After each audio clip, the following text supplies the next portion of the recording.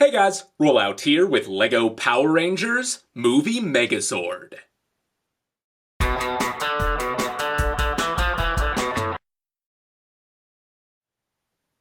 I want to set expectations right off the bat by saying that this does not transform.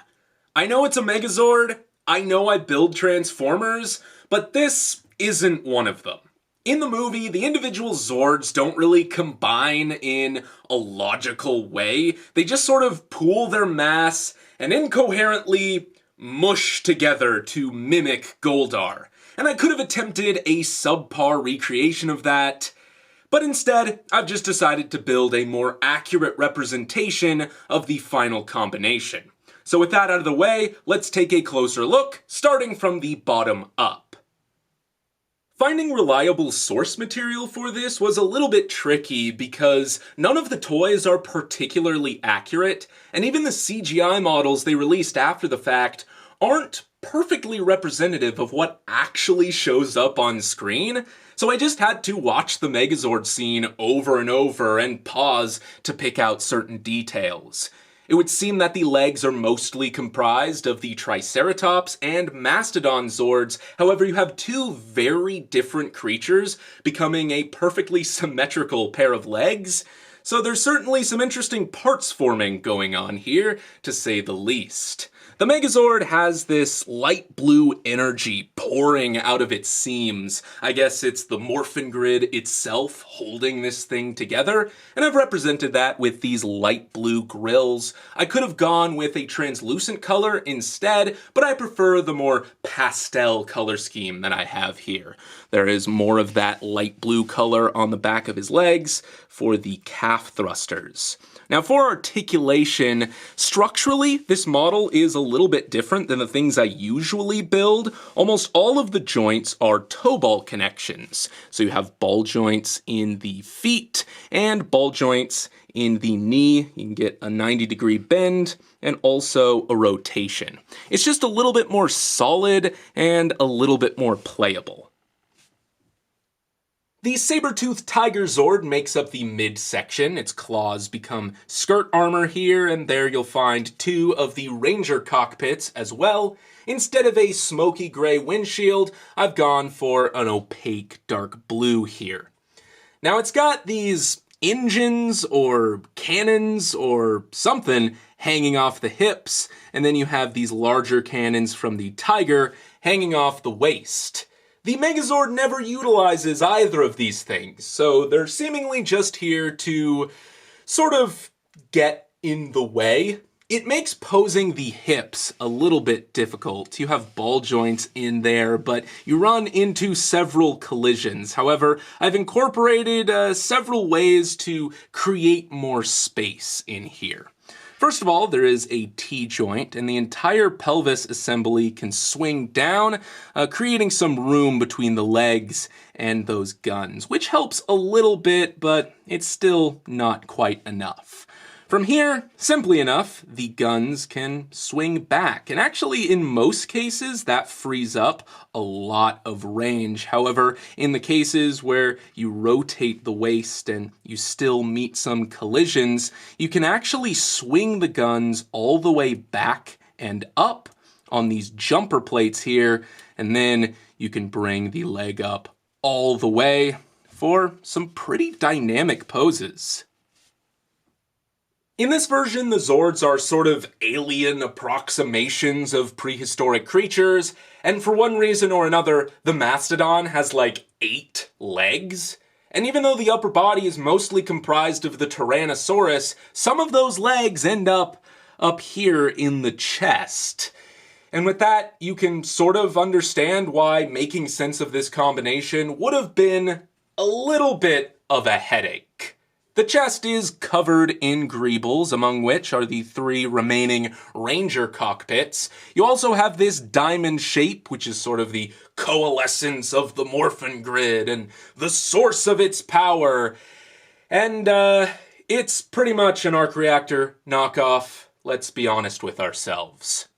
As for the head, in almost all of the source material, illustrations, toys, concept art, CGI images, what have you, the helmet is pink. However, I have slaved over screenshots from the film for longer than I care to admit, and I am almost certain that in the movie, it is red. And that makes sense, because the original Megazord from the 90s had a red helmet.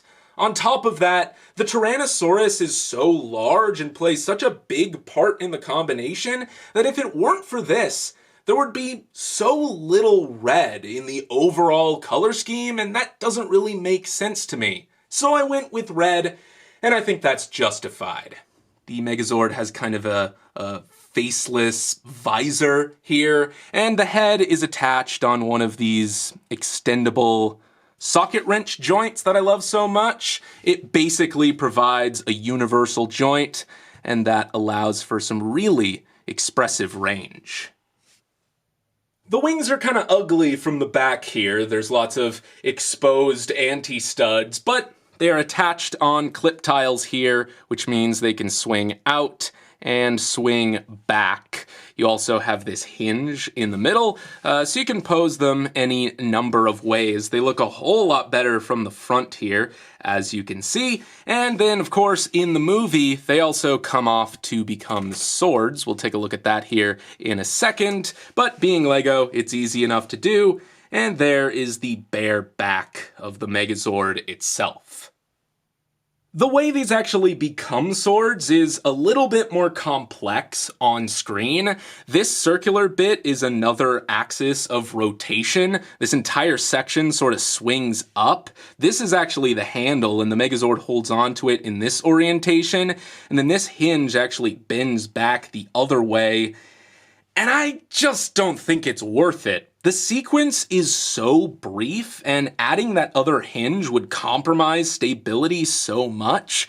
Not to mention, just having him hold it like this pretty much looks like it does in the movie anyway, so quite honestly, this is good enough.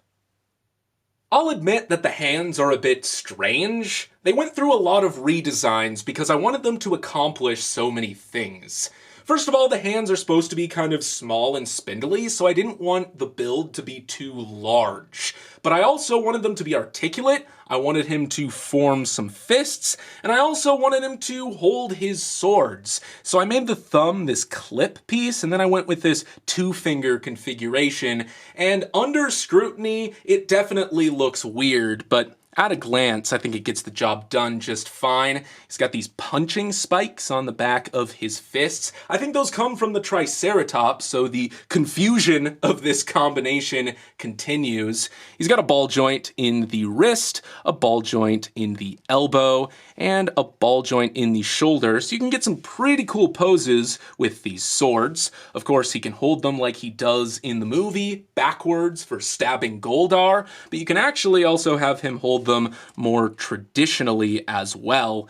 This never happens, but I think it looks pretty cool regardless.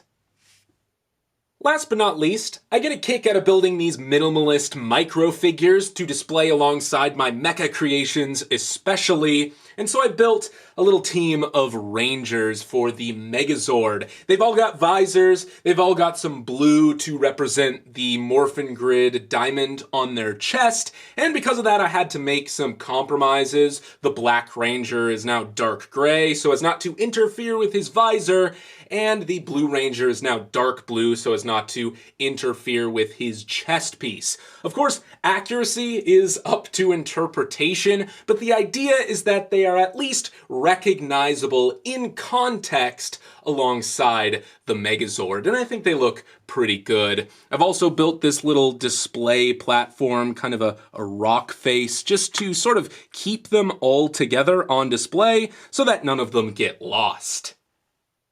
Considering the nature of this combination, I thought about maybe completely taking apart the Megazord piece by piece and then using those parts to rebuild each of the Zords individually. That sounds like a really fun experiment to attempt, and I might just give it a shot in the future. But until then, this has been Rollout, signing off.